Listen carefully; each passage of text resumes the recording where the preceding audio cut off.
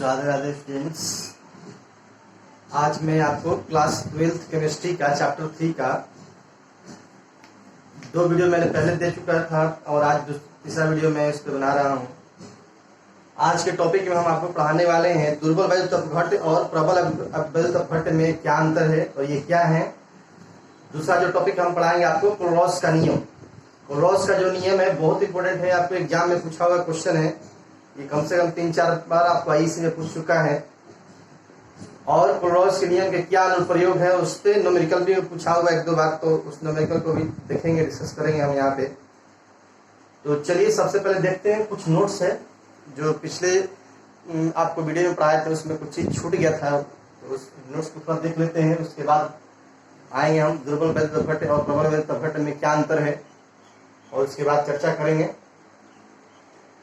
तो देखिए यहाँ पे है नोट नंबर 1, विलयन को तनु करने पर, तनु माने पतला करने पर उसकी विशिष्ट चालकता का मान घटता है, लेकिन याद रखेंगे मोलर चालकता का मान जो होता है वो बढ़ जाता है। विशिष्ट चालकता घटती है, मोलर चालकता क्या होती है, बढ़ जाती है। जब विलयन की चालकता शून्य की ओर पहुंचने लगती है तो ऐसी स्थिति में विलयन की मोलर चालकता को हम लोग कहते हैं सीमांत चालकता। यानी सीमांत चालकता एक प्रकार का मोलर चालकता ही है। और ये कैसा मोलर चालकता है, जब विलयन की चालकता शून्य के लगभग पहुंच जाएगी। इसको हम सीमांत चालकता सूचित करते हैं लैम्डा इन्फिनिटी या लैम्डा एन द्वारा सूचित करते हैं। प्रबल वैद्युत अपघट्ट की यदि मोलर चालकता लैम्डा एन और विलयन की सांद्रता यानी √c के बीच में ग्राफ खींचा जाएगा, तो उस ग्राफ जो होता है वो एक सरल रेखा होता है। लेकिन यही आप ध्यान देंगे, दुर्बल वैद्युत अपघट्ट की मोलर चालकता और विलयन की सांद्रता के वर्गमूल के बीच में ग्राफ खींचेंगे तो आपको एक वक्र रेखा प्राप्त होगी। इस ग्राफ से आप पहचान कर सकते हैं कि कौन वैद्युत अपघट्ट दुर्बल है, कौन और वैद्युत अपघट्ट प्रबल है। अब देखिए यहाँ दुर्बल वैद्युत अपघट्ट में और प्रबल वैद्युत अपघट्ट में मूलभूत अंतर क्या है। दुर्बल वैद्युत अपघट्ट जो होगा वो अपने जलीय विलयन में पूर्ण रूप से आयनित नहीं होगा, लेकिन प्रबल वैद्युत अपघट्ट जो होगा वो अपने जलीय विलयन में पूर्ण रूप से आयनित होगा। तो दुर्बल वैद्युत अपघट्ट जो है अपने जलीय विलयन में पूर्ण रूप से आयनित नहीं हो रहा है, जिसके वजह से जाहिर सी बात है कि उसकी चालकता जो होगी उच्च क्वालिटी की नहीं होगी, उसकी चालकता जो होगी निम्न होगी। लेकिन प्रबल वैद्युत अपघट्ट जो अपने जलीय विलयन में पूर्ण रूप से आयनित हो रहा है, धनायन और ऋणायन में पूर्ण रूप से विभाजित हो जा रहा है, तो इसकी चालकता जो होगी क्या होगी, उच्च होगी। तो दुर्बल वैद्युत अपघट्ट में और प्रबल वैद्युत अपघट्ट में आप एक साथ अंतर समझ सकते हैं ऐसे कि दुर्बल वैद्युत अपघट्ट जो है अपने जलीय विलयन में आंशिक रूप से आयनित होते हैं, जबकि प्रबल वैद्युत अपघट्ट अपने जलीय विलयन में पूर्ण रूप से आयनित होते हैं। दुर्बल वैद्युत अपघट्ट की जो चालकता होगी वो निम्न होगी, जबकि प्रबल वैद्युत अपघट्ट की चालकता जो होगी वो उच्च होगी। जैसे यहाँ उदाहरण देख सकते हैं आप, लिखा हुआ है HCl H2SO4 NaOH NH4Cl, ये सब जो है ना इनकी चालकता जो होती है उच्च होती है, क्योंकि ये जो है प्रबल वैद्युत अपघट्ट है। और दुर्बल वैद्युत अपघट्ट देख लीजिए यहाँ पे सोडियम आपको सॉरी CH3COOH NH4OH, तो ये जो होते हैं दुर्बल वैद्युत अपघट्ट होते हैं और इनकी चालकता जो होती है क्या होती है, निम्न होती है। तो अगला यहाँ देखें अंतर यहाँ लिखा हुआ है,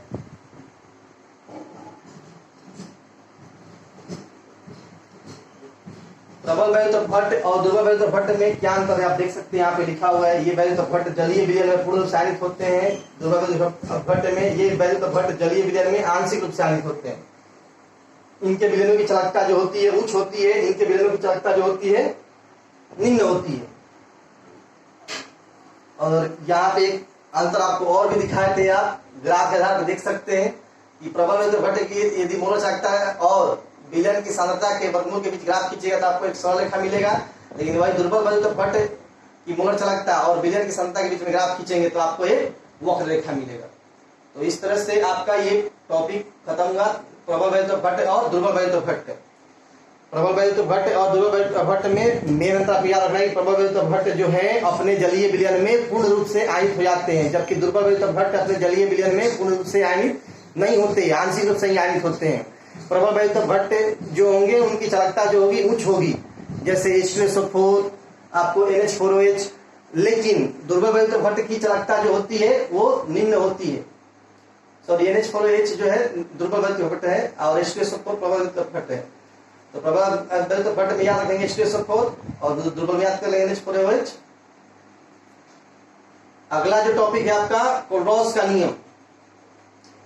तो कोलरॉस के नियम देखिए, जब कोई बल घट अपने जलीय विलयन में, जब कोई बल घट अपने जलीय विलयन में आप वियोजित होगा तो जाहिर सी बात है कि वो धनायन में टूटेगा और ऋणायन में टूटेगा। तो धनायन की भी कुछ चालकता होगी, ऋणायन की भी कुछ मोलर चालकता होगी और उस बल घट की भी कुछ मोलर चालकता होगी। तो यही ये कोलरॉस जो है ना, ये बल घट की मोलर चालकता और उसके जलीय विलयन में घुलने के बाद उसके धनायन और की मोलर चालकता और ऋणायन की मोलर चालकता के बीच में एक संबंध स्थापित किया और बताया कि अनंत अंतता पर किसी वैद्युत घट की जो मोलर चालकता होती है वो उसके धनायन की मोलर चालकता और ऋणायन की मोलर चालकताओं के योग के बराबर होती है। और यही कोलरॉस का नियम है। देखिए आपको लिखा हुआ है कि अनंत अंतता पर किसी वैद्युत घट की मोलर चालकता, अनंत अंतता पर इसलिए लिखा हुआ लैम्डा इन्फिनिटी, धनायन की मोलर चालकता और ऋणायन की मोलर चालकता के योग के क्या होती है, बराबर होती है। यहाँ देखिए लैम्डा इन्फिनिटी बराबर लैम्डा सी प्लस लैम्डा है। तो इसी कोलरॉस का नियम कहते हैं अनंत अंतता पर मोलर चालकता, धनायन की मोलर चालकता और ऋणायन की मोलर चालकता के योग के बराबर होती है। यहाँ से याद रखेंगे, बहुत इंपॉर्टेंट रूल है। और ये क्वेश्चन आपको एग्जाम में देखिए, इस कोलरॉस के नियम के अनुसार किसी वैद्युत घट की अनंत अंतता पर मोलर चालकता धनायन की मोलर चालकता ऋणायन की मोलर चालकता के योग के बराबर होती है। और यहाँ देखिए लिखा हुआ है कि अर्थात अनंत अंतता पर किसी वैद्युत घट की मोलर चालकता लैम्डा इन्फिनिटी, धनायन की मोलर चालकता लैम्डा सी, ऋणायन की मोलर चालकता लैम्डा ए हो तो कोलरॉस के नियम से लैम्डा इन्फिनिटी बराबर लैम्डा सी प्लस लैम्डा है, यानी अनंत अंतता पर वैद्युत घट की मोलर चालकता बराबर उसके धनायन की मोलर चालकता प्लस ऋणायन की मोलर चालकताओं का योग। तो आप यहाँ पे ध्यान देंगे,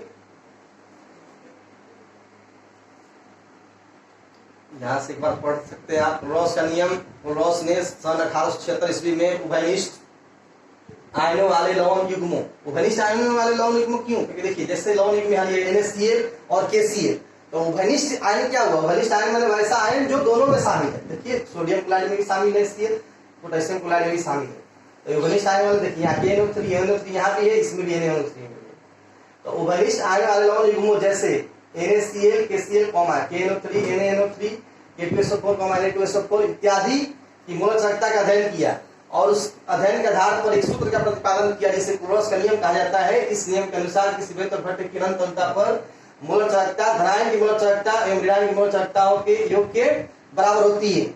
अर्थात अनंत अंतता पर किसी वैद्युत घट की मोलर चालकता लैम्डा इन्फिनिटी, धनायन की मोलर चालकता लैम्डा सी तथा ऋणायन की मोलर चालकता लैम्डा ए हो तो कोलरॉस के नियम से लैम्डा इन्फिनिटी बराबर लैम्डा सी प्लस लैम्डा ए।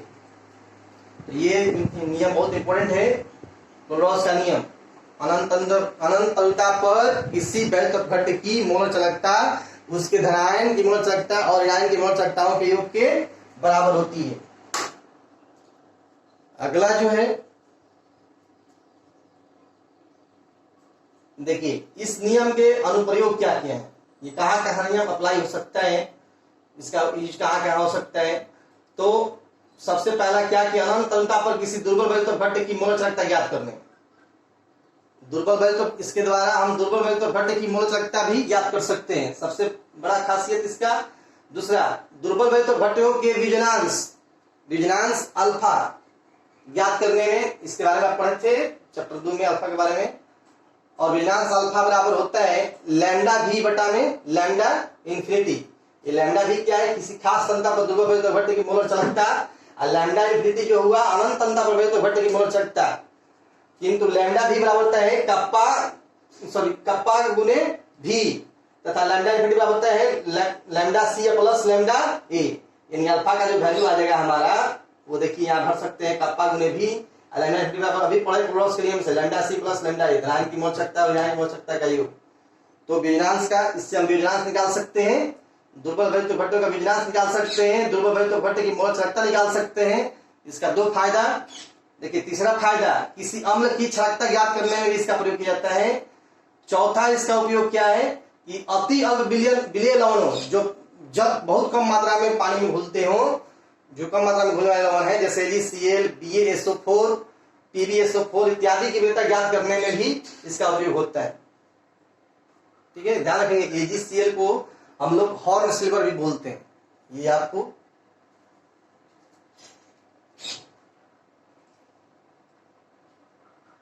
किसी दुर्बल वैद्युत भट्ट की मोल चालकता C सांद्रता पर लैम्डा m एवं शून्य सांद्रता पर लैम्डा इन्फिनिटी हो। देखिए ध्यान देंगे, यहाँ नोट एक छोटा सा लिखा हुआ है।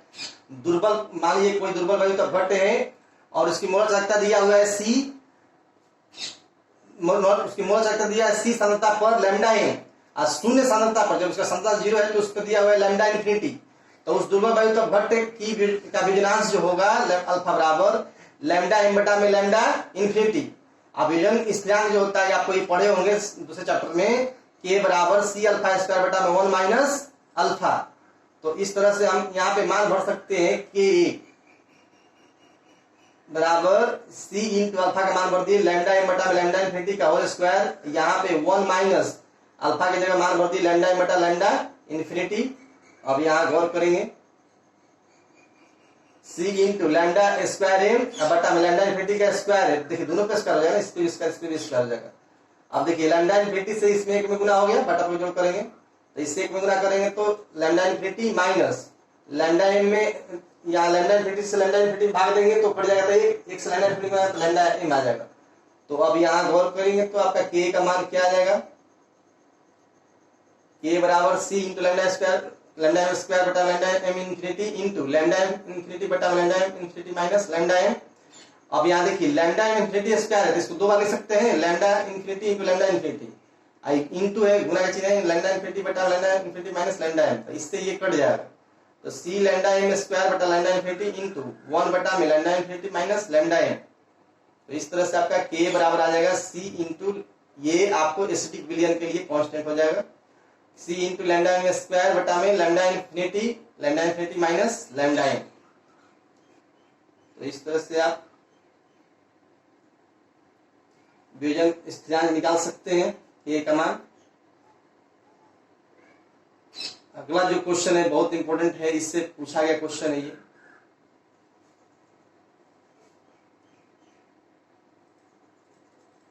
देखिए न्यूमेरिकल दिया हुआ है यहाँ पे NaCl HCl एवं NaSC के लिए लैम्डा इन्फिनिटी के मान क्रमशः दिया हुआ है। NaCl के दिया 126.4, HCl के दिया 425.9 और NaSC के लिए दिया है 91.0 siemens coulomb centimetre square mole inverse हो। तो HAC के लिए लैम्डा इन्फिनिटी के मान ज्ञात करिए। क्वेश्चन देखिएगा, आई से पूछा गया क्वेश्चन है या इस तरह के बहुत सारे क्वेश्चन आपको पूछे गए, तो ध्यान देंगे, इस पे गौर करेंगे। सब टाइप जो है बहुत इंपॉर्टेंट है। तो प्रश्न से स्पष्ट है कि लैम्डा इन्फिनिटी NaCl के लिए अनंतता पर मोल चालकता जो दिया 126.4, HCl के लैम्डा इन्फिनिटी का मान देखिए दिया 425.9 और NaSC के लिए 91.0। तो क्लोरोस के नियम से क्या हो जाएगा, लैम्डा पहले देखिए निकाल रहे लैम्डा इन्फिनिटी HAC के लिए बात करते हैं। तो HAC तोड़ेंगे यदि आप, तो HAC को आप तोड़ेंगे तो जाहिर सी बात है टूटेगा किसमें, H प्लस जोड़ AC माइनस में, इसमें टूटेगा ना। आप इसको तोड़ सकते हैं, HAC तोड़िएगा, H प्लस जोड़ AC माइनस। तो देखिए यहाँ पे लिख सकते हैं lambda infinity H plus lambda infinity AC minus. Lambda infinity HAC बराबर देखिए यहाँ लिखा गया है,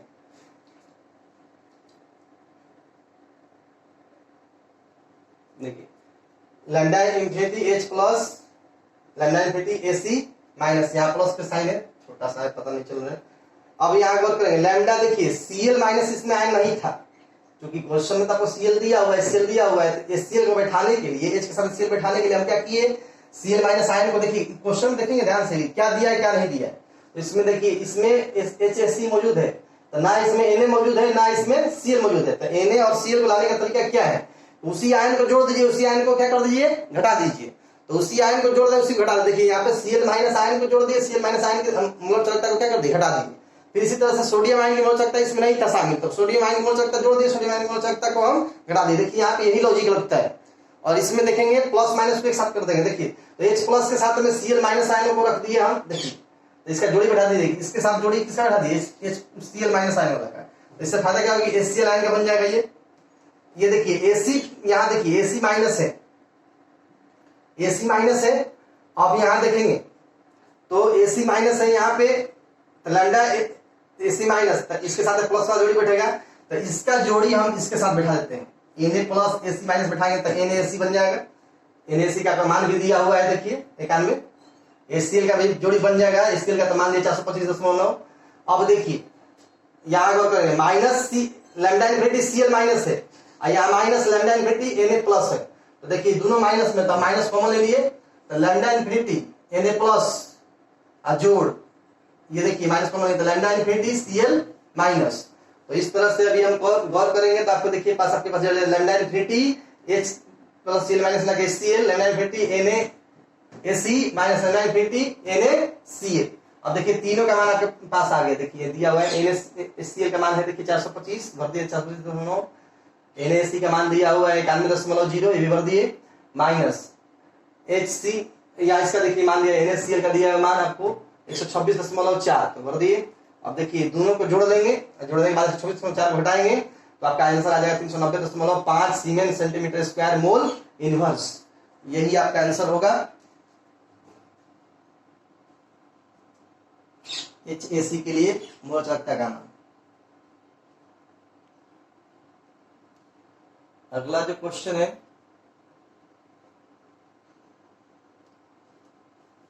(0.05 मोल लीटर इनवर्स मेथनोइक अम्ल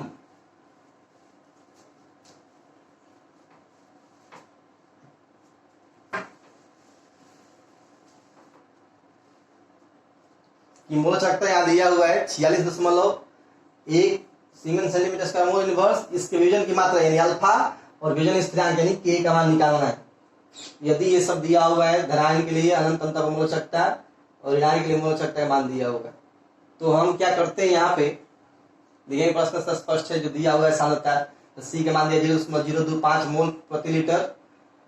लैम्डा एन दिया हुआ यहाँ पे देखिए, लैम्डा एन का मान दिया हुआ यहाँ 46 मोल चालकता दिया हुआ है ना, 46.1, और धनायन की मोल चालकता H प्लस आयन की मोल चालकता का मान दिया 349.96, ऋणायन के लिए दिया 54.6।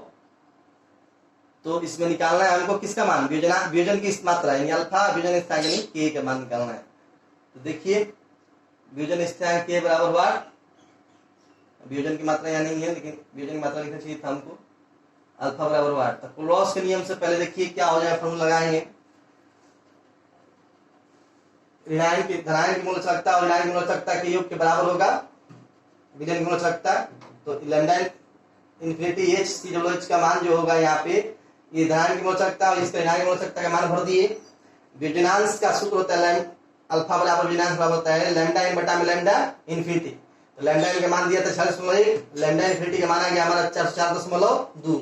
इसको यदि सॉल्व कर देंगे हम तो इसका आपका आंसर आ जाएगा, देखिए 461 बटा में 0.1 ये देखिए 40 दशमलव के लिए 1.1 इसको 461/10 लिख सकते हैं। जब डबल बटा के ऊपर जाएगा ये तो 10 बटा में 42 हो जाएगा, 40 हो जाएगा, ये कट जाएगा 10 अल्फा का मान 461 बटा में 4042 अल्फा का आ जाएगा आपको 0.114। अभी आप फॉर्मूला पढ़े K का वियोजन स्थिरांक का सूत्र क्या होता है, तो K बराबर C इंटू लैम्डा स्क्वायर बटा lambda infinity into lambda infinity minus lambda M. तो वियोजन स्थिरांक K बराबर C का मान यहाँ भर दिए, लैम्डा एम का मान जो था यहाँ दिया 46.1 उसका whole square, lambda M infinity का मान भरते 404.2, ये देखिए लैम्डा इनफिनिटी का 404.2 माइनस ये मोल चालकता मान था 46.1। सबको सॉल्व करेंगे 0.025 गुणे 46.1 गुणे 46.1 दो बार लिख सकते हैं इसको। इसका मतलब 25 बटा में क्या हो जाएगा, 1.3 1461/10 461/10 यहाँ 442 बटा 10 यहाँ 3581/10। तो इस तरह से हम देख सकते हैं यहाँ पे जो आएगा वैल्यू सबको ये रख दिए, डबल बटा के नीचे जो है उसको उल्टा कर देंगे, 10 ऊपर चल जाएगा, 4042 नीचे हो जाएगा, 10 ऊपर जाएगा 3581 नीचे हो जाएगा। इस सबको गुना करेंगे तो 21 25 21 आएगा, नीचे वाले का सबको टर्म में गुना करेंगे तो 62 26 29 680 आएगा। सबको यदि भागा आप दे देंगे तो आ जाएगा आपको 0.0034। तो इसको वैज्ञानिक पद्धति में बदलेंगे तो जाहिर सी बात है दशमलव कितना अंक बाद घसाना होगा, कम से कम यहाँ लाना होगा दशमलव को, एक अंक बाद दशमलव होना चाहिए वैज्ञानिक पद्धति में। तो 1 2 3 4, तो 4 अंक इधर से घस का दशमलव को, तो 10 के पावर क्या रखना होगा हमको, -4, 3.4 में 10 के पावर -4, 3.4 में 10 के पावर -4। तो ये आप देखिए इस क्वेश्चन में वियोजन स्थिरांक निकाले, वियोजन की मात्रा अल्फा निकाले। आज के टॉपिक में आपने पढ़ा प्रबल वैद्युत घट, दुर्बल वैद्युत घट, क्लोरॉस का नियम और उसके अनुप्रयोग, इससे जुड़े हुए कुछ न्यूमेरिकल। तो आज के लिए आज की इस वीडियो में फिलहाल इतना ही। अब मिलेंगे अगले वीडियो में आपके नए टॉपिक इलेक्ट्रोड विभव के साथ। अगले टॉपिक में आपको पढ़ाएंगे हम इलेक्ट्रोड विभव। तो आज रट जाएंगे, क्लोरॉस का नियम बहुत इंपॉर्टेंट है। क्लोरॉस का नियम आपको 2-3 बार, आपको 3-4 बार पूछा हुआ है आपको आईसी में क्वेश्चन। अनंतरता पर किसी वैद्युत घट की मूल चालकता का जो मान होता है उसके धनायन की मूल चालकता और ऋणायन की मूल चालकता के योग के बराबर होता है। और प्रबल वैद्युत घट, दुर्बल वैद्युत घट में क्या अंतर है आप देखिए कि प्रबल वैद्युत घट अपने जलीय विलयन में पूर्ण रूप से आयनित होंगे जिसके कारण उनकी चालकता काफी उच्च होगी, जबकि दुर्बल वैद्युत घट अपने जलीय विलयन में आंशिक रूप से आयनित होंगे जिसके कारण उनकी चालकता जो होगी निम्न होगी। और इसके अनुप्रयोग देखें आप, क्लोरॉस के नियम की सहायता से आप निकाल लिए वियोजन की मात्रा निकाल सकते हैं, दुर्बल वैद्युत घट की चालकता के बारे में मान पता कर सकते हैं। तो इसका आप देखिए 3-4 अनुप्रयोग भी आपको पढ़ा चुके हैं। अगले टॉपिक में मिलेंगे आपको इलेक्ट्रोड विभव के साथ। तब तक के लिए राधे राधे।